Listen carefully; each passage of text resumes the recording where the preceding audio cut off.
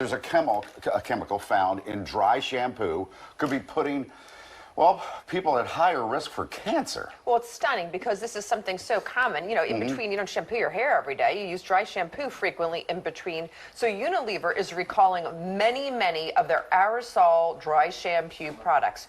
Big names: Dove, Suave, Nexus, Tresemme, just to name a few. So they're removing them already from the shelves, but you probably have them at home. Oh, yeah.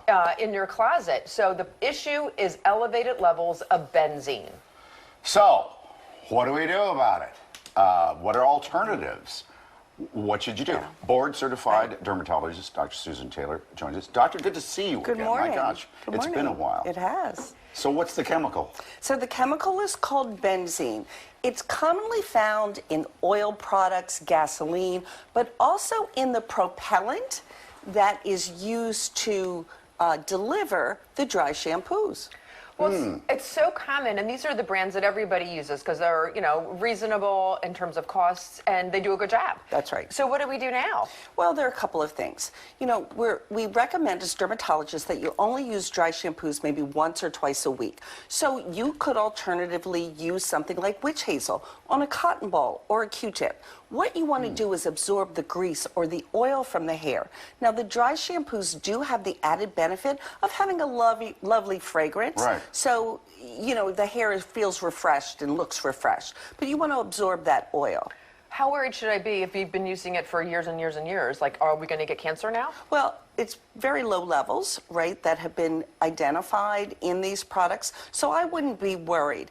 If you work in the industry that has that produces these benzenes, then you might worry about anemia. You might worry about blood cancers, for example. So if you do have some sitting on the shelf there, yes, get rid of it? Well, yes, and you can also go to the government website and they list the specific code numbers, so you can check the back of your particular can. Okay, what website is that? Good web. We'll have to put that up. Okay. We'll put it on put a link on our website right there. Yeah. One of the other important headlines that came out, and I really want to get your take on this one, is about the hair straighteners now causing yet another cancer, uterine cancer. That's right. This affects, so many women, and it just feels really scary. It is. So this was a study, the sister study, that revealed that there was an association between hair straighteners and uterine cancer. And what they found is the more often that you use them, like 4 times a year, the higher your chance of developing uterine cancer. So this is an early study, small numbers of patients, and what I tell my patients is think twice about whether you really want to straighten your hair with these chemicals. If you do, then you might only want to do it once a year, twice a year at the most. So we're aware of this. We need to prove it. We need larger studies, but it's important for us to be cautious in the meantime. There are natural products that women can use as well, probably that are, I know we have lots of, good hair companies here that are women that are trying to create better products with better ingredients. That's right. And, it's so important to realize that these straighteners or even the dry shampoo, they contain chemicals that are potentially harmful.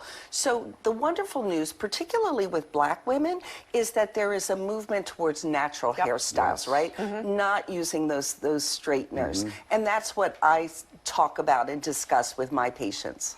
Those dry shampoos, let's go back to that for a second. Don't they make some that are not delivered in a spray? Yes, the old ones in particular, they were more of a powder. Right. So it consists of starch, and that starch absorbs the oil. Now, I didn't see any of them when I went to the store the other day. I'm sure on big sites, and I'm sure on big sites, Mike, you can get them like Amazon. Okay.